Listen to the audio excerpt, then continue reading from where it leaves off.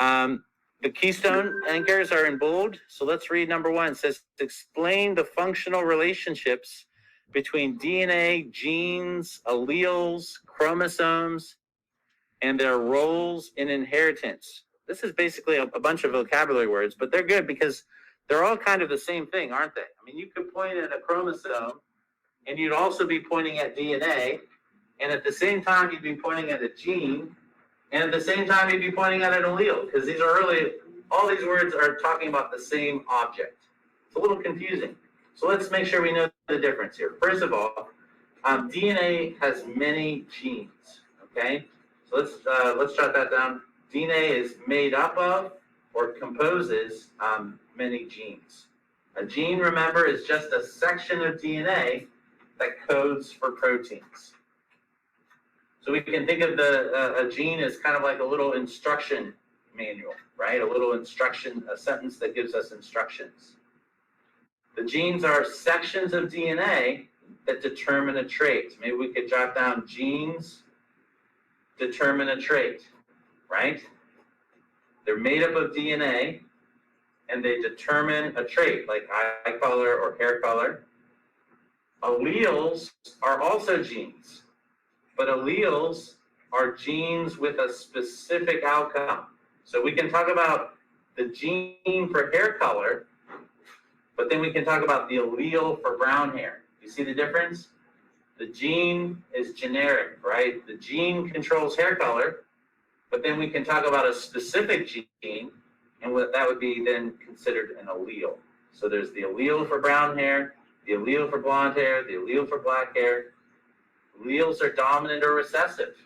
Remember we talked about capital versus lowercase letters. Maybe we'll put big T, little t, just to remind ourselves what we're talking about, right? Dominant, we always capitalize. So maybe we'll take that and go right there. And recessive is always lowercase. Okay. Remember, if you have both, who wins?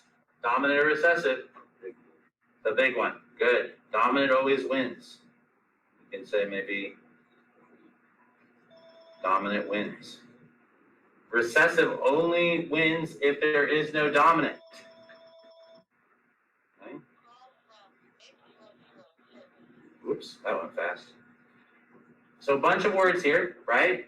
DNA is the molecule that makes up genes, and genes are general. Alleles are specific. So if we talk about genes for a specific trait, that's an allele. All right, let's look at the second anchor. Describe and or predict observed patterns of inheritance. And they make us a list. Dominant, recessive, codominance, incomplete dominance, sex-linked, polygenic, and multiple alleles. Now, I have to tell you, we did not talk about polygenic. We did not talk about multiple alleles. So maybe in a moment here, I'll try to give you the quick version of that. Just a little bit. Those problems are a little bit harder. I'm hoping that they won't put that on the keystone. Okay, so let's look. First of all, remember the genotype are the two alleles a person has in their genome. So two alleles, right? For example, a genotype could be big T, or a genotype could be big T, little t, or a genotype could be little t. Those are the only three options, right? Remember, if both alleles are the same, we call that homozygous. So let's draw an arrow to here and an arrow to here. Those two would be homozygous, right? If the two alleles are different, then that's heterozygous. Remember, hetero means different, homo means same. And so those are the possible genotypes. Remember, these alleles, big T and little t, would be found on the chromosomes that you inherited from mom and dad. One from mom, one from dad. The phenotype, remember phenotype, we always point out that the pH in phenotype is the same as pH in physical. So genotype is what you look like genetically. Phenotype is what you physically look like, right? Phenotype, physical. It's what you physically look like. So maybe you are, in this case, if we're talking about pea plants, tall or short are the options. Tall or short. Oops. Yeah, not short. I really was trying to repeat. Oh, there it is. Short. Okay. Yes. Brandon's suffering under my tutelage here. Okay. Let's talk a little bit about Punnett squares. Remember, a Punnett square is a way for us to predict, remember, it's a prediction, the probability of genotypes and phenotypes in the offspring. So basically, what does it do? It lets us predict what the offspring will be like. And so remember, when we write big A and little a on the top and then on the left, those are the parents, genotypes. And then these are the 4 possible kids. Right? We could have kids that are big A, big A. We could have kids that are big A, little a. We could have kids that are little a, little a. And remember, we can make percentages to help us think about the probability, right? We could say there's a 1 in 4 chance or 25% of being big A, big A. There's a, maybe I should keep it in light terms. We'll say there's a 2 out of 4 chance or 50% chance of being big A, little a. Or 1/2, because 2/4 means 1/2. Let's put 1/2. I didn't know if you guys would be okay with that. Yes, there's a 1 in 2 or 2 out of 4, same thing, right? Or 50% chance of being big A, little a. Good point, Jenna. And then lastly, 1 out of 4, 25% chance of little a, little a. Okay? And that's basically it.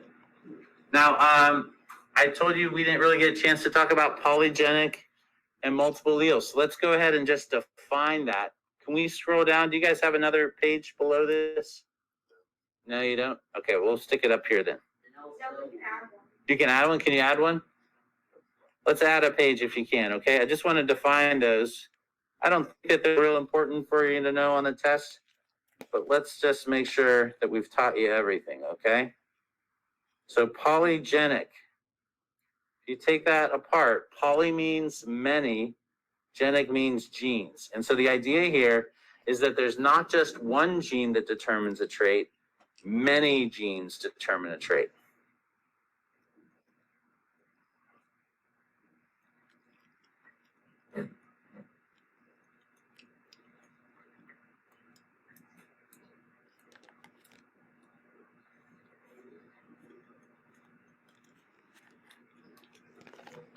Okay.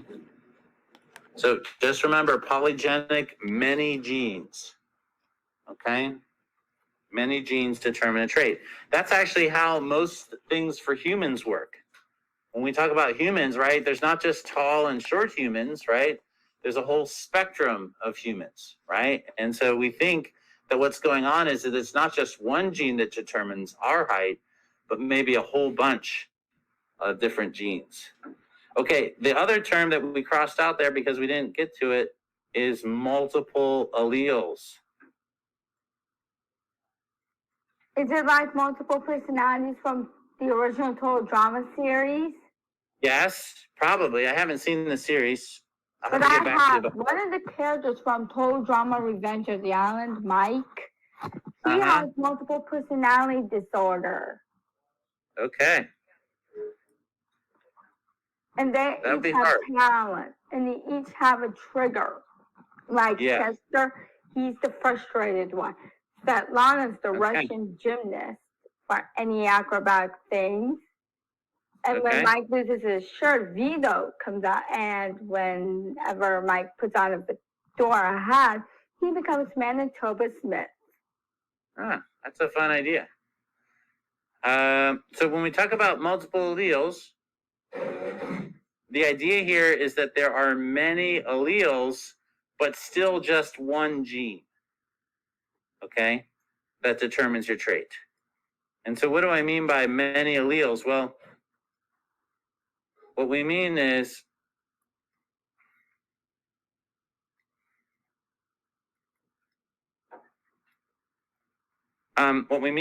that there's not just big T and little t, okay? It might be that there's,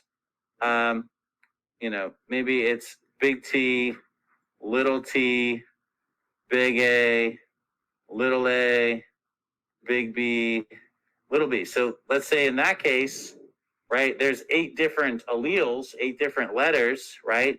You could have any combination of those. You could have big T, little t, but you could also have big T, big A. Or you could have big T, little a. Or you could have big T, big B. Or you could have big T, little b. Okay? Or you could have little t, big A. Or you could have little t, little a. You get the picture here, right? Lots of possible outcomes if there's more than just 2 possible alleles. Okay? Any questions here? So that's the idea. Yes, maybe let's go back to polygenic. Yep. How's that? Does that work? Yeah. And so multiple personalities definitely relates, Jenna, right? I mean, in multiple personalities, you have one person with many personalities, right? And so when we talk about multiple alleles, it's one gene, right? But there's many different possible letters that can be part of that person's genotype. Okay. All right, that's it for genetics. Any questions?